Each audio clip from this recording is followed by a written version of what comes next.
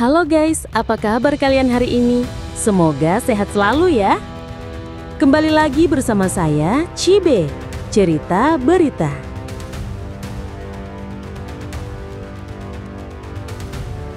Pada setiap pertempuran atau peperangan, seorang penembak jitu atau penembak runduk merupakan momok tersendiri bagi setiap prajurit infanteri lawan dalam medan pertempuran. Sniper selalu ditakuti oleh pihak musuh karena memiliki kemampuan untuk menghabisi lawan dari jarak yang cukup jauh dan hampir tidak terdeteksi.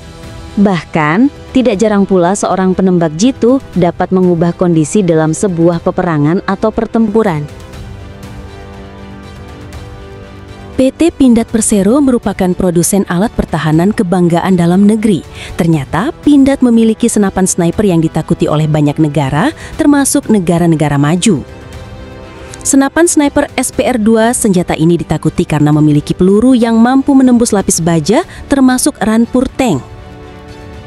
Sniper SPR-2 jaraknya bisa sampai 2 km, sangat diketahui oleh banyak negara termasuk negara maju. Pelurunya yang ditakuti namanya 12,7 mm antimaterial. Peluru antimaterial ini bisa menembus lapis baja. Saat peluru ditembakkan dan menembus material, peluru tersebut akan terbakar dan meledak di lokasi sasaran tembak. Dengan jarak efektif 2 km. Peluru juga bisa menembus lapisan baja dengan ketebalan 10 mm atau 1 cm. Daya jangkau tembakan bisa sampai 5 km, bisa menembus baja sampai ketebalan 10 mm dengan jarak efektif tembakan maksimal 2 km. Jelaskan Engineering Divisi Senjata Pindad. Saat ini penggunaan SPR-2 masih terbatas di kalangan militer dalam negeri. Pindad saat ini masih fokus memenuhi kebutuhan senjata laras panjang untuk TNI. Satu set senjata laras panjang buatan Bandung ini dibanderol sekitar 180 juta rupiah. SPR-2 ini juga sudah dilirik oleh beberapa negara Timur Tengah. Harganya 150 juta rupiah tanpa lensa tele. Lensa telenya sekitar 30 juta rupiah. Tapi kalian tahu nggak guys, sniper Indonesia yang terkenal dan disegani di dunia? Yaitu adalah Tatang Koswara. Tapi sebelum lanjut, bantu channel ini ya guys dengan menekan tombol subscribe agar channel ini bisa dapat berkembang. Oke lanjut. Tatang Koswara lahir di Bandung, Jawa Barat pada 12 Desember 1946. Beliau lahir dari keluarga golongan militer. Ayahnya yaitu Abdurrahman merupakan seorang anggota kepolisian Republik Indonesia yang bertugas dalam Satuan Brigade Mobil atau BRIMOB. Hal inilah yang membuat Tatang Koswara sejak kecil cukup akrab dengan dunia kemiliteran, meskipun di masa mudanya ia juga masuk ke sekolah teknik. Tatang Koswara, ia merupakan penembak runduk terbaik TNI AD yang tercatat dalam buku Sniper Training, Techniques and Weapons. Dan karya ini adalah karya Peter Brooks-Smith. Karya ini masuk dalam daftar 14 besar Snipers Roll of Honor dunia. Tatang Koswara dikenal dengan kemampuannya yang luar biasa dalam menembak tempat sasaran, bahkan dalam kondisi pertempuran yang sulit. Tatang Koswara sejatinya memiliki nama kecil, yakni Habib Abdurrahman. Namun nama tersebut diubah setelah mengalami masalah keluarga. Sejak kecil, Tatang memang sudah familiar dengan senapan atau senjata api. Bahkan tidak jarang pula dia ikut berburu babi hutan bersama beberapa teman sejawatnya kala itu.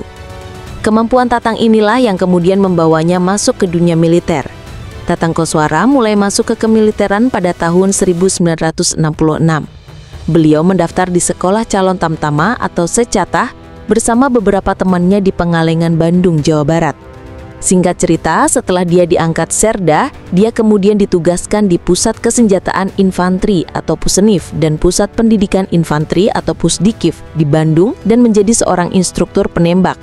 Karirnya sebagai seorang penembak runduk atau sniper dimulai saat dia mengikuti program pelatihan yang dikenal dengan nama MTT atau Mobile Training Teams bersama 7 orang rekannya.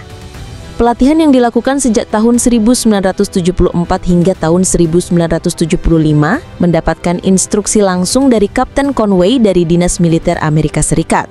Selama pelatihan, Tatang bersama 7 orang rekannya menjadi komponen dari 60 anggota TNI AD yang berkesempatan mendapatkan pelatihan menjadi seorang penembak jitu.